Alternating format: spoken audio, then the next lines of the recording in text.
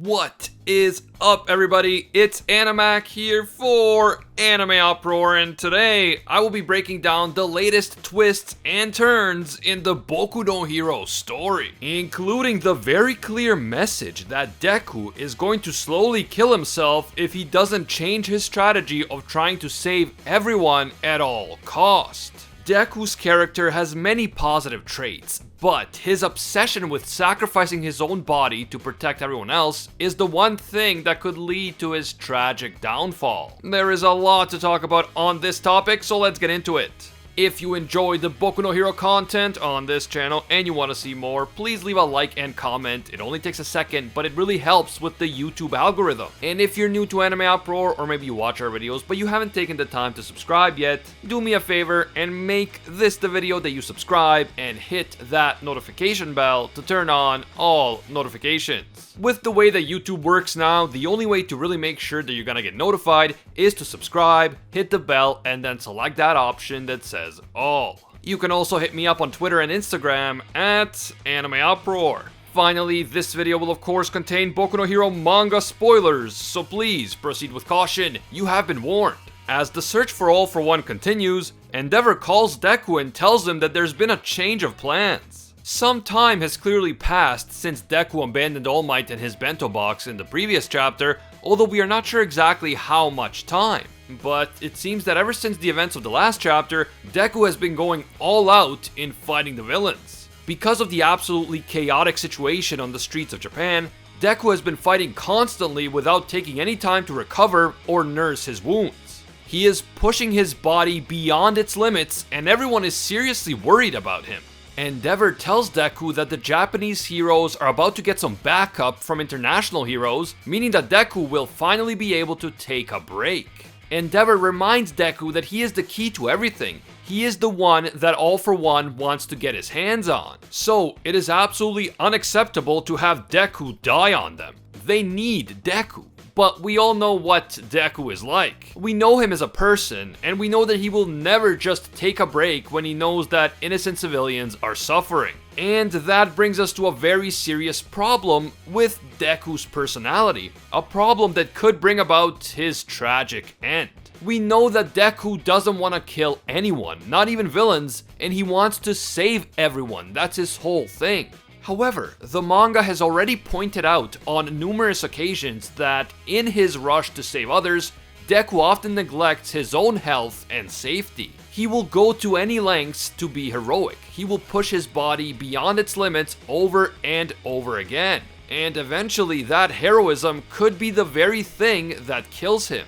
This idea is very much stressed yet again in the latest chapter, and it's something that we have to pay close attention to. In the end, Deku's worst enemy may not be any villain at all. He may end up being his own worst enemy. Yes, what Deku is doing is noble and heroic, but if he ends up destroying himself and his own body in the process of trying to be a hero and save everyone, he won't be able to save anyone anymore. Although, by acting this way, Deku is definitely going to earn the respect of Stain, and you just know that Stain is still out there lurking and watching all of these events unfold.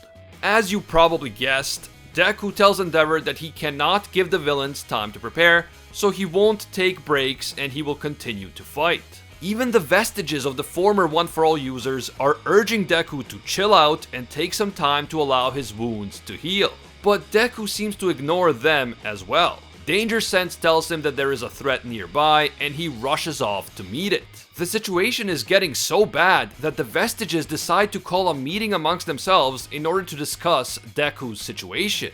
Everyone is seated down in a chair except for the second user, who is still standing off to the side. Presumably, the second user still hasn't fully come around to everyone else's plan, but he is certainly more willing to engage than he was before. And while all of the other vestiges are worried about Deku pushing himself too hard, the second user believes that Deku is actually on the right path. In this time of extreme crisis, Deku has a duty to keep pushing himself in order to save the innocent.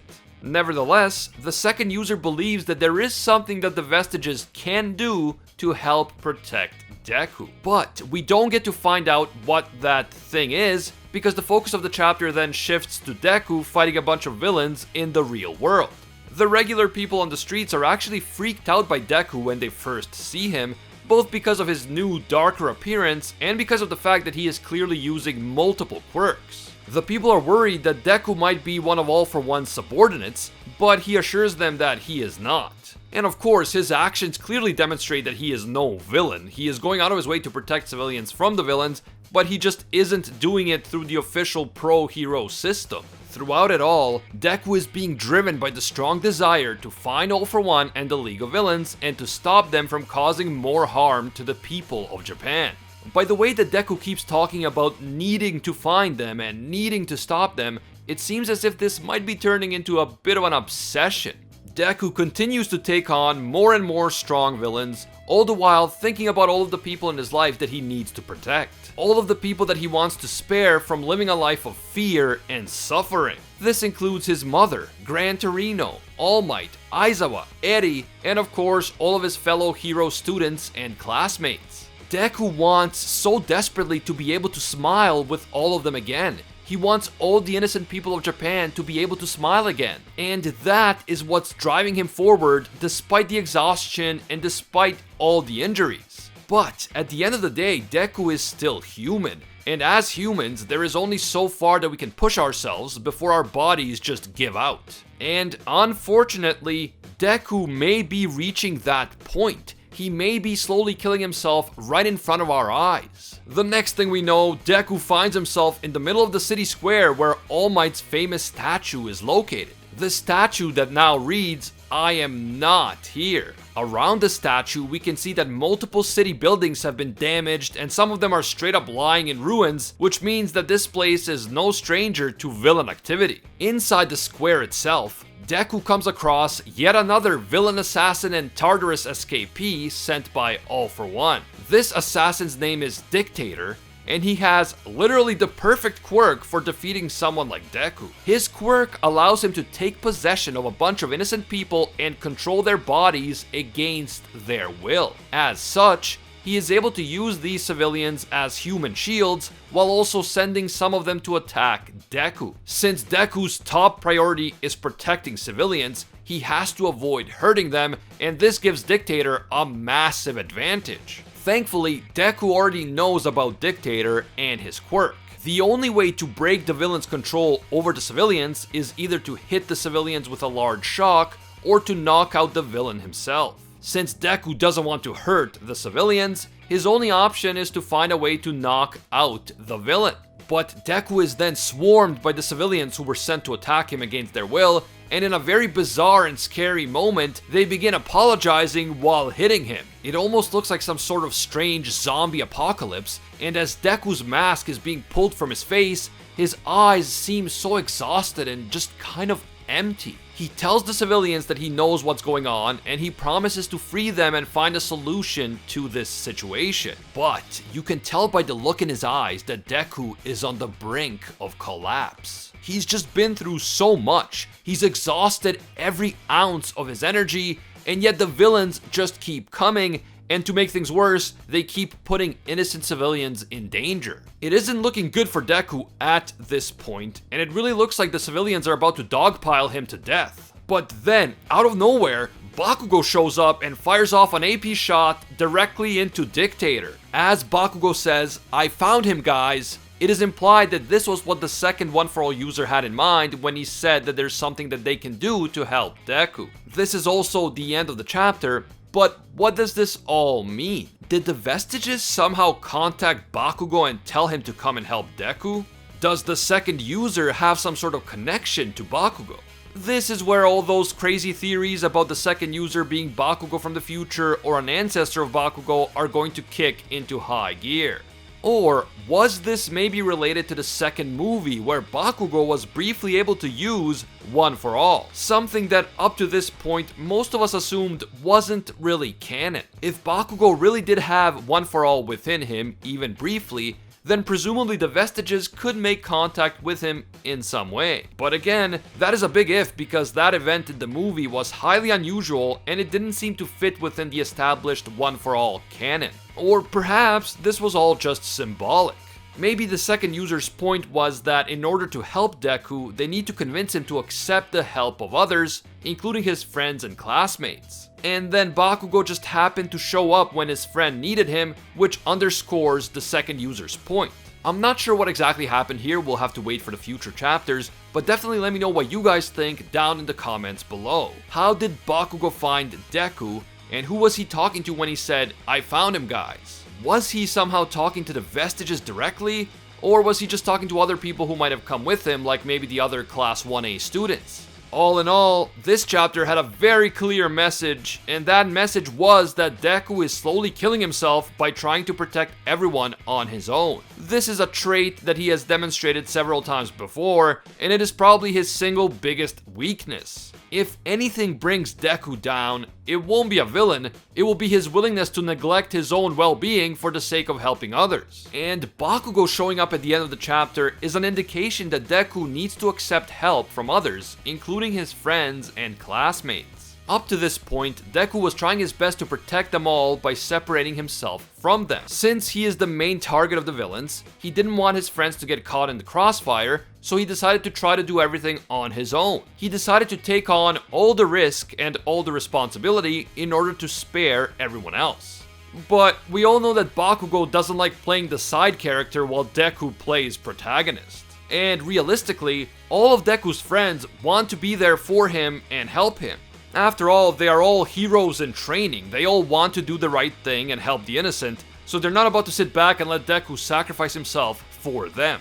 The previous chapter included that very symbolic scene of Deku leaving All Might behind as a way to protect him, and a while ago we know that Deku left the UA in order to protect everyone there. But, as Endeavor and the Vestiges have made clear, Deku also needs protection. He can't do everything on his own, even though he clearly wants to, and if he keeps trying, he will end up killing himself before he ever gets a chance to defeat the villains. This chapter is clearly telling us that Deku needs to learn to be a team player. He needs to stop obsessing over protecting everyone else, and he needs to accept the help of others. Yes, helping Deku might put those others in danger, but they all want to be heroes. That is what they signed up for. As strong as Deku is, and as committed as he is to heroics, he cannot do this alone, and that is an important life lesson that he needs to learn right now. If Bakugo hadn't showed up when he did, Deku may have been stomped to death by the very civilians he was trying to protect. Those civilians were under the control of a villain, and knowing Deku, he would not have fought back against them because they are innocent, and as exhausted as he was already, he could have been seriously injured or even killed in this situation. Thankfully, Bakugo showed up to save the day, but if Deku keeps working alone, there may not be anyone to show up next time.